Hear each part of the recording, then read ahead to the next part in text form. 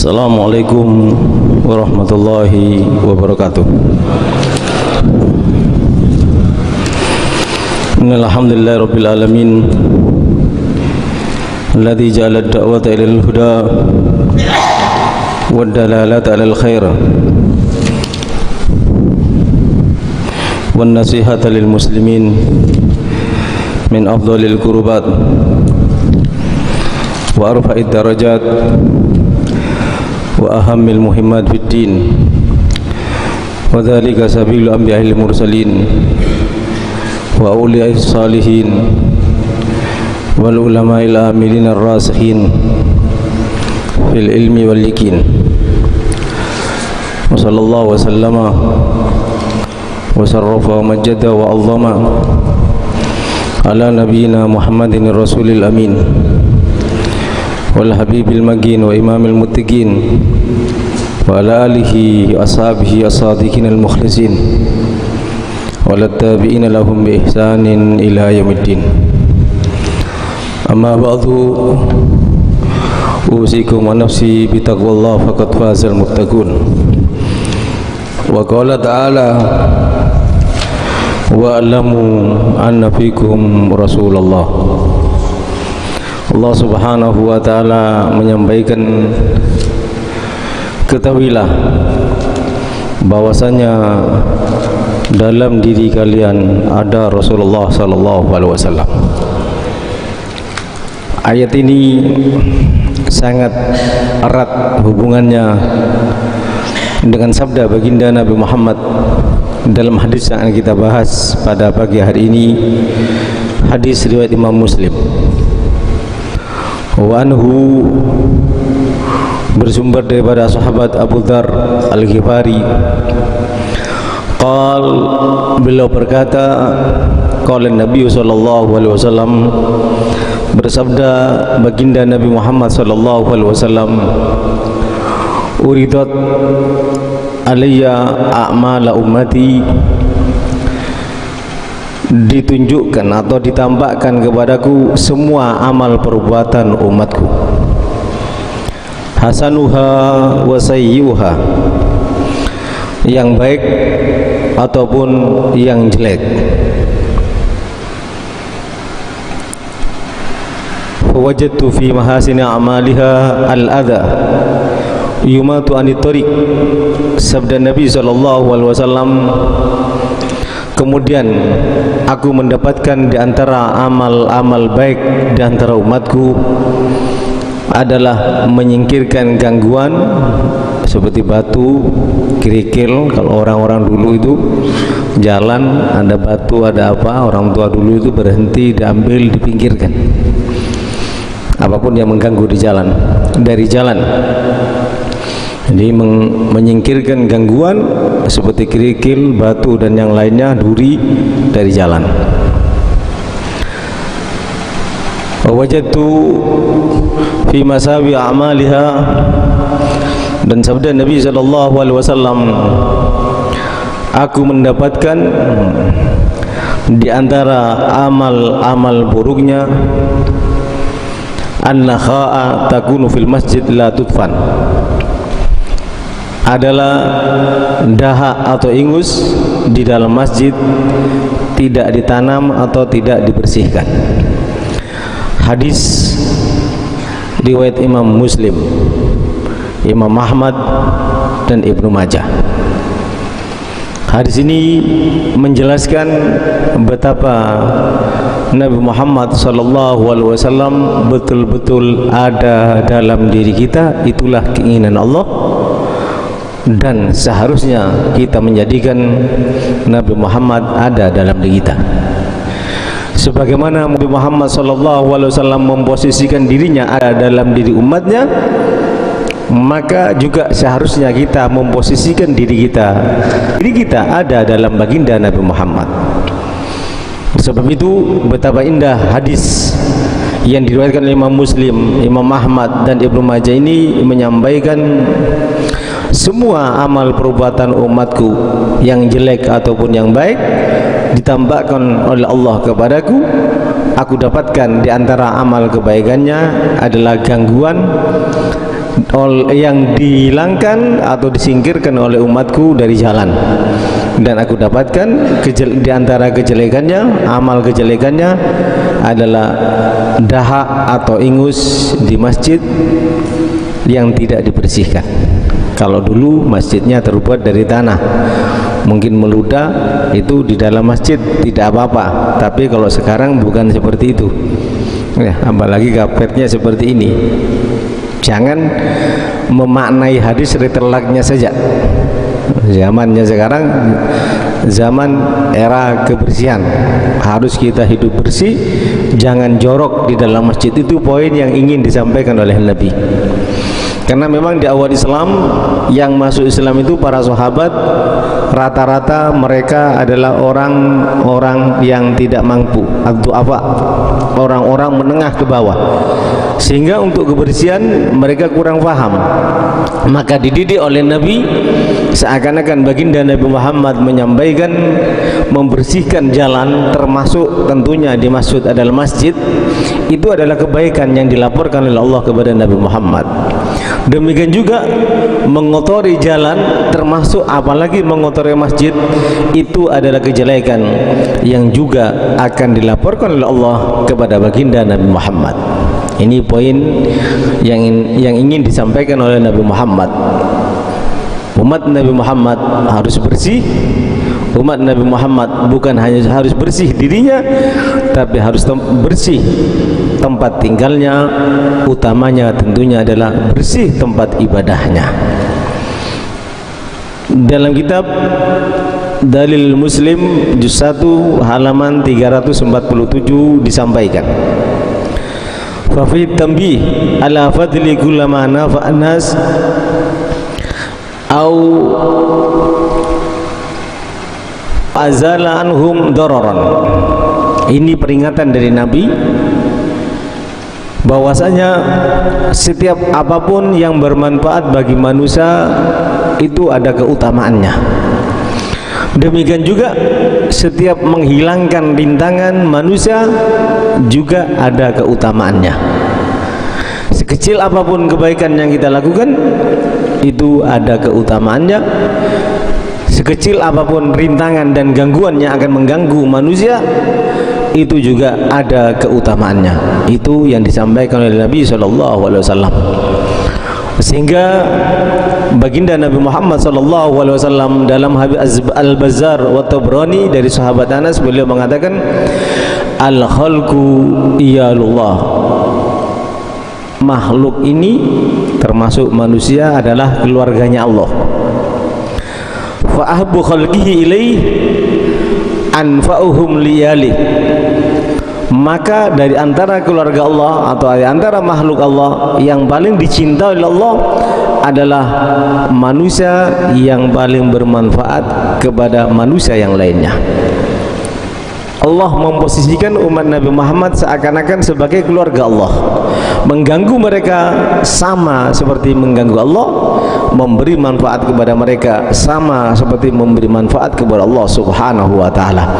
Sehingga Allah melalui baginda Nabi Muhammad menyampaikan semua makhluk adalah keluarga Allah, dan yang paling dicintai oleh Allah adalah makhluk atau manusia yang paling bermanfaat kepada sesama, bahkan kepada makhluk yang lainnya. Oleh sebab itu, yang dimaksud dengan makna iyalullah atau iyalillah, keluarganya Allah, ay fuqaraullah, semua makhluk sangat perlu kepada Allah. Semua makhluk, terutama tentunya manusia kita bersama. Maka karena kita semuanya perlu kepada Allah, maka seakan-akan kita diposisikan sebagai keluarga Allah. Saya ulang kembali, orang yang paling dicintai, makhluk yang paling dicintai adalah orang yang paling bermanfaat kepada makhluk yang perlu kepada Allah, yang dianggap sebagai keluarga Allah Subhanahu wa taala.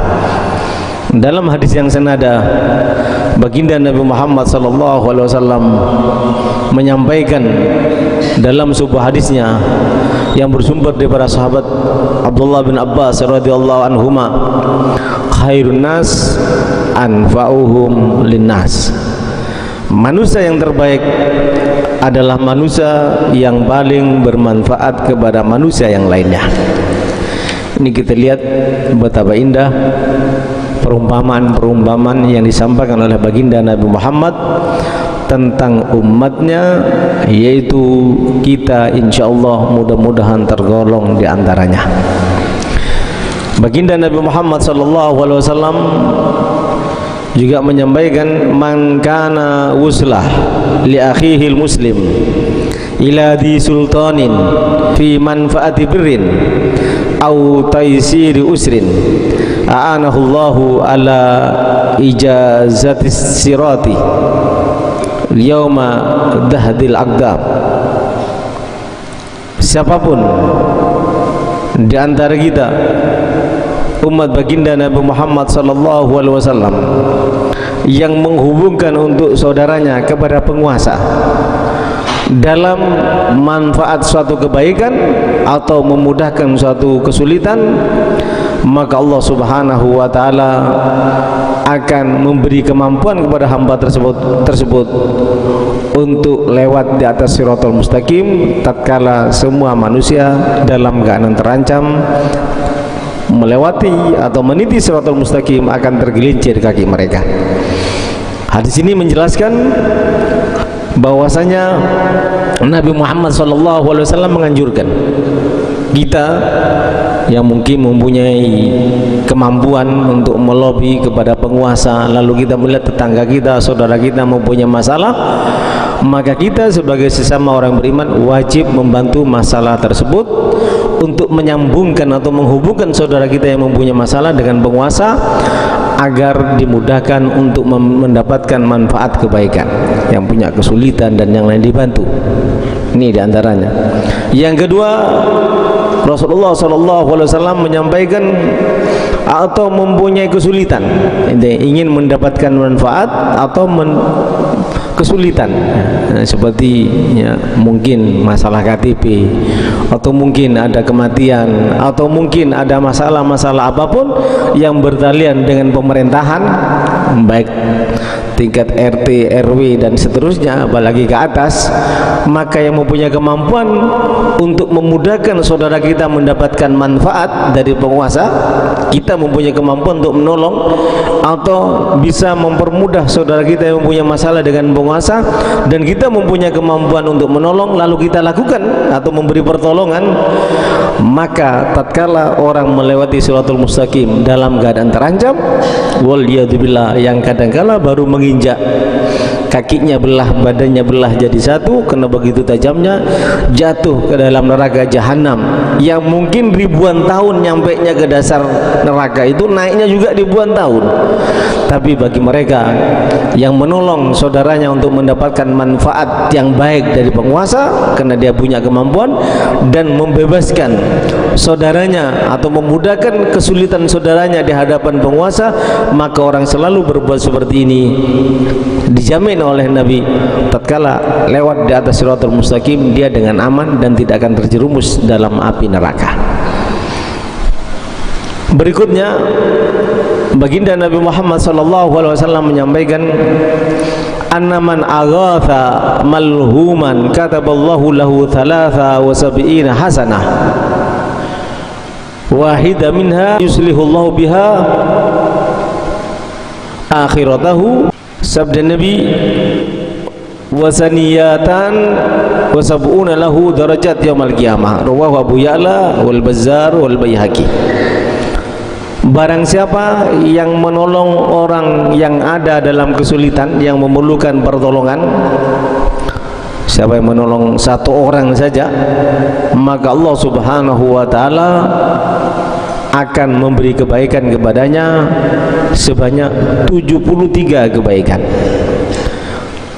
Satu kebaikan Allah Subhanahu wa taala mampu akan memperbaiki dengan satu kebaikannya tersebut. Jadi menolong orang dalam kesulitan itu mendapatkan 73 kebaikan. Dari 73 kebaikan, satu kebaikannya saja mampu Allah akan memperbaiki dengan satu kebaikannya tadi akhiratnya. Jadi satu kebaikan mampu memperbaiki akhiratnya. dan sisanya 72 akan dengan cara 72 derajat kebaikan yang dia dapat dengan menolong orang itu, Allah akan mengangkat derajatnya kelak pada hari kiamat. Artinya kemuliaan yang sangat agung, terutama di akhirat. Dalam riwayat yang lainnya dikatakan kataballahu lahu 73 maghfiratan. Orang yang membantu saudaranya dalam keadaan yang sangat memerlukan bantuan, Allah Subhanahu wa taala akan mengampunkan dosanya sebanyak 73 dosa. Jadi yang bisa melebur dosa itu bukan hanya astagfirullah, yaitu harus ya.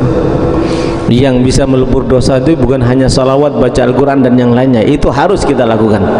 Tapi ada juga cara lain sebagai hamba seperti kita yang banyak dosanya ini, untuk selalu membantu saudara kita yang dalam kesulitan, dan itu bisa menghapus satu kesulitan kita selesaikan 73 dosa diampunkan oleh Allah Subhanahu wa taala.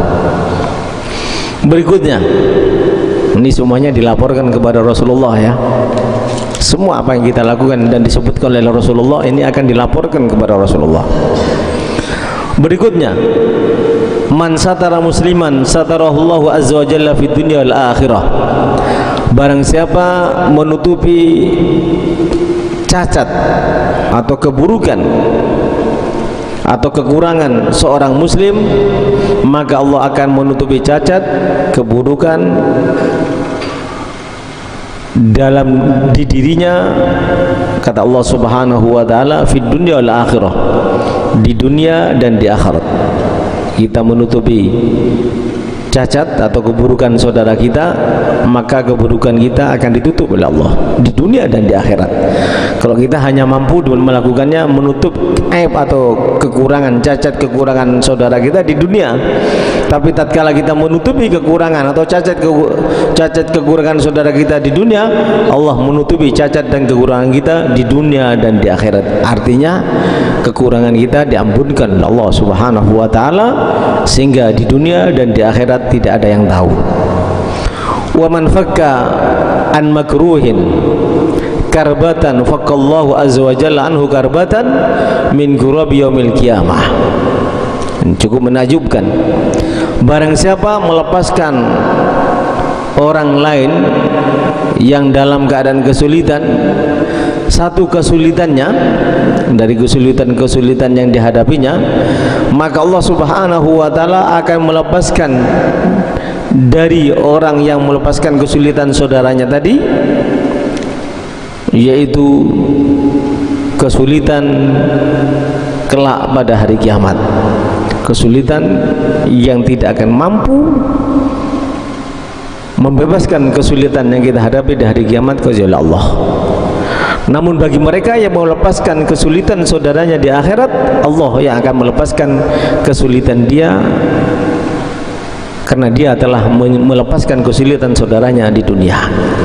Di mana dikatakan oleh Allah dalam banyak ayat ya, yang diantara ayatnya sering kita baca, idza ja'atis sakhah, kalau sudah sangkakala ditiupkan, dikumandangkan datangnya kiamat, di mana keadaannya yang begitu dahsyat ya. Dikatakan oleh Allah Subhanahu wa taala, yauma tadhallu kullu murdatin amma arda'at wa tad'u kullu dhati hamlin ma hamlaha wa tarun nasu sukara wa ma hum bisukara walakin adzabullahi sadid ya. Di mana tatkala terjadinya kiamat, orang yang hamil muda akan keguguran, ibu yang menggendong anaknya akan dilempar begitu saja, lupa dia, dan orang semuanya dalam keadaan seperti gila ya, seperti kurang akal. Mereka tidak kurang akal, tapi mereka semuanya seperti itu keadaannya karena dahsyatnya terjadinya hari kiamat. Itulah keadaan hari kiamat. Dikatakan oleh Allah Subhanahu wa taala, idza zulzilatil ardu zilzalaha wa akhrajatil ardu athqalaha, kalau sudah bumi digoncang oleh Allah Subhanahu wa taala, isi bumi juga dikeluarkan oleh Allah Subhanahu wa taala. Yang naik bukan seperti di Aceh, air naik ke atas darat lalu kembali lagi, yang mati jutaan bahkan ratusan juta atau ribuan. Nanti pada hari kiamat yang naik dari laut bukan air tapi api, akan membakar semuanya yang ada di muka bumi ini, sehingga gunung-gunung dan alam semesta ini seperti kapas berterbangan. Pada saat keadaan kesulitan seperti itu, bagi mereka yang biasa melepaskan kesulitan saudaranya, maka dia tidak akan menghadapi kesulitan tersebut. Ini jaminan dari Allah Subhanahu wa taala. Ya. Yauma yafirul mar'u min akhihi wa ummihi wa abihi wa sahibatihi wa bani likulli imri'in minhum yawma idzin sya'nu yuni. Semua orang pada sibuk dengan dirinya sendiri. Bapak lupa dengan anaknya, anak lupa dengan bapaknya, istri lupa kepada suaminya. Semua orang melupakan orang yang dekat kepada dirinya, karena semua orang mempunyai kesibukan yang menakutkan bagi dirinya, yang dimana dalam ayat yang lainnya Allah Subhanahu wa taala menyebutkan, andai kata semua orang masuk neraka, orang yang merasakan kedahsyatan yaumul qiyamah, merasakan kedahsyatan kiamat, andai kata ditawarkan bagaimana bukan hanya bapak dan ibumu yang masuk neraka, tapi semua makhluk masuk neraka, kamu selamat, dia akan mengatakan, iya ya Allah, tidak apa-apa. Bagi orang yang selalu menolong kesulitan saudaranya, maka dia akan dibebaskan dari kedahsyatan yang seperti itu. Berikutnya sabda Nabi, wa man kana fi hajati akhihi kana Allahu fi hajati. Barang siapa mencukupi keperluan saudaranya, niscaya Allah akan mencukupi keperluan dirinya. Barang siapa yang membantu saudaranya, maka akan selalu dibantu oleh Allah. Jadi barang siapa yang selalu menolong saudaranya, kehidupannya itu selalu ingin menolong orang, maka Allah akan selalu menolong dirinya. Kalau Imam Ghazali menyampaikan, man kana lillahi kana Allahu lahu. Orang yang selalu berbuat untuk menolong orang lain, maka Allah akan selalu berbuat untuk menolong orang tersebut. Faedah yang dapat kita ambil, kata Ibnu Ruslan dari hadis tersebut, sami'tu min ba'dil masyayikh, saya mendengar penjelasan dari sebagian para mahaguru, annahu yambawi liman arada liman azala qadatan aw adan an tariqil muslimin ayyagula inda akhdihi li'izalatiha la ilaha illallah li'ijma'a baina adna syu'bil iman wa a'laha. Jadi ada sebuah hadis mengatakan al-imanu sab'un, al-imanu bid'un wa sab'un au bid'un wa sittun su'bah fa afdaluhu qawlu la ilaha illallah. Sabda Nabi, fa afdaluha qawlu la ilaha illallah wa adnaha imatatul adha anit tariq wal haya'u syu'batun minal iman. Iman itu mempunyai 73 cabang lebih atau 63 cabang lebih. Jadi banyak sekali cabang iman itu. Paling utamanya cabang iman adalah la ilaha illallah, karena dengan la ilaha illallah orang kafir jadi muslim, dan dengan menentang la ilaha illallah orang Islam jadi kafir. Maka paling utamanya cabang iman la ilaha illallah, dan paling rendahnya cabang iman, hadis yang sudah disebutkan tadi, yaitu menghilangkan rintangan, gangguan, duri dan yang lainnya dari jalan. Oleh sebab itu, tatkala kita mau mengambil duri atau menghilangkan rintangan dari jalan, disunahkan, kata Ibnu Ruslan berdasarkan hadis ini, hendaknya membaca la ilaha illallah. Ya Allah, aku melakukan ini karena aku beriman dengan sabda Nabi, Iman yang paling utama adalah la ilaha illallah, dan cabang iman yang paling rendah menghilangkan rintangan, dan dua-duanya aku lakukan ya Allah. Ini faedah yang disampaikan oleh Ibnu Ruslan. Wal hadirun al muhtaramun, ini menunjukkan sebagaimana yang saya sampaikan tadi, wa alamu anna fikum Rasulullah, ketahuilah sesungguhnya dalam diri kalian ada baginda Nabi Muhammad sallallahu alaihi wasallam. Rasulullah tidak jauh dari kita. Rasulullah ada di hati kita. Rasulullah selalu hadir di lubuk hati kita. Dan perlu kalian ketahui juga, wa antum, katanya pepatah para ulama, para ahli sufi, mereka kenapa menjadi waliullah, kenapa mereka ibadahnya diterima oleh Allah, kenapa mereka dimanjakan oleh Allah, kenapa mereka dimuliakan oleh Allah, karena hati mereka menghadirkan Rasulullah dalam hati mereka. Sehingga di antara mereka mengatakan, hubai baba qalbi wa hal siwakum li illati, kekasih hatiku, adakah selain kamu untuk penyakitku? Tabibun bidail asyikina khabiru, adakah selain engkau wahai baginda Nabi Muhammad, kekasih hatiku, bisa menjadi dokter untuk penyakit orang yang rindu kepada Nabi Muhammad? Tentu tidak ada. Orang yang beriman selalu merindukan baginda Nabi Muhammad, karena Allah sudah mengatakan, wa alamu anna fikum Rasulullah, ketahuilah Rasulullah ada dalam diri kalian, karena kalian ada dalam diri Rasulullah. Sehingga orang yang beriman, sebagaimana si sufi tadi ini, demikian juga para sahabat Nabi, mereka meyakini tidak ada obat apapun yang bisa mengobati kerinduan orang yang rindu kepada Nabi Muhammad karena kecintaannya. Tidak ada kecuali berjumpa dengan baginda Nabi Muhammad SAW. Oleh sebab itu dikatakan, tatkala Allah Subhanahu wa taala menginginkan kita dekat dengan Nabi Muhammad, sehingga Allah mengatakan, wa alamu anna fikum Rasulullah, ketahuilah dalam diri kalian ada Rasulullah. Sehingga Rasulullah mengibaratkan kebaikan dan kejelekan yang kalian lakukan, Allah laporkan kepada aku. Yang baik, aku memuji kepada Allah karena perbuatan baik kalian. Yang jelek perbuatan kalian, aku mohon ampun untuk kalian. Ini menunjukkan Allah Subhanahu wa taala bukan hanya baginda Nabi Muhammad. Allah Subhanahu wa taala menginginkan kita tidak jauh dari baginda Nabi Muhammad, karena Allah tahu Nabi Muhammad juga tidak ingin jauh dari diri kita.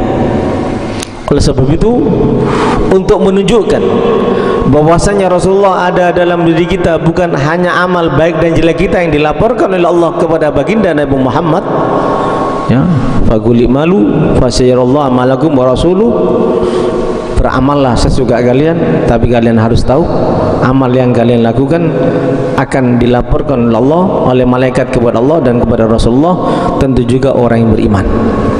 Oleh sebab itu, supaya kalian bisa menghadirkan Nabi Muhammad dalam kehidupan kalian, maka Allah pun mengajarkan kepada kita bagaimana cara menghadirkan baginda Nabi Muhammad. Bagaimana cara Allah mengajarkan untuk menghadirkan Nabi Muhammad dalam hati kita? Maka Allah mewajibkan dalam sholat kita untuk membaca bukan assalamu alaihi, salam untuk dirinya, tapi Allah Subhanahu wa taala mengajarkan kepada kita dalam sholat kita agar betul-betul wa'lamu anna fikum Rasulullah, ketahuilah sesungguhnya Rasulullah ada dalam diri kalian. Maka Allah menyampaikan assalamu alaika ayyuhan nabiyyu wa rahmatullahi wa barakatuh. Ini Allah, sebagaimana ayat yang saya bacakan tadi, betul-betul menunjukkan Rasulullah ada dalam diri kalian. Rasulullah hadir di tengah-tengah kalian. Rasulullah tidak jauh dari dalam diri kalian. Rasulullah selalu tahu gerak-gerik baik dan jelek perbuatan kalian. Oleh sebab itu Allah menyampaikan kalau kalian salat hendaknya mengucapkan assalamu alayka ayyuhan nabiyyu wa rahmatullahi wa barakatuh. Assalamu alayka, untukmu wahai Rasulullah, salam sejahtera, rahmat dan berkah Allah. Ini yang dimaksud wa'lamu anna fikum Rasulullah. Dan apabila di antara kita mengucapkan assalamu alaihi, salam untuknya, salatnya tidak sah. Kenapa? Karena memang Allah sudah menegaskan dalam surat Al-Hujurat ayat 7, wa'lamu anna fikum Rasulullah. Bukan tidak ada di tengah-tengah kalian. Rasulullah itu bukan tidak mendengar ucapan kalian, terutama dalam kalian melakukan kebaikan seperti sholat. Rasulullah selalu hadir di tengah-tengah kalian, sehingga dalam sholat pun tidak boleh mengatakan salam untuknya, tapi harus kita ucapkan salam untukmu wahai Nabi sallallahu alaihi wasallam. Coba kita lihat bagaimana baginda Nabi Muhammad juga melanjutkan tentang firman Allah, wa'lamu anna fikum Rasulullah, ketahuilah Rasulullah ada di tengah-tengah kalian, ada dalam diri kalian, sehingga baginda Nabi Muhammad menyampaikan, la yu'minu ahadukum hatta akuna ahabba ilaihi min nafsihi wa malihi wa walidihi wa waladihi wan nasi ajmain.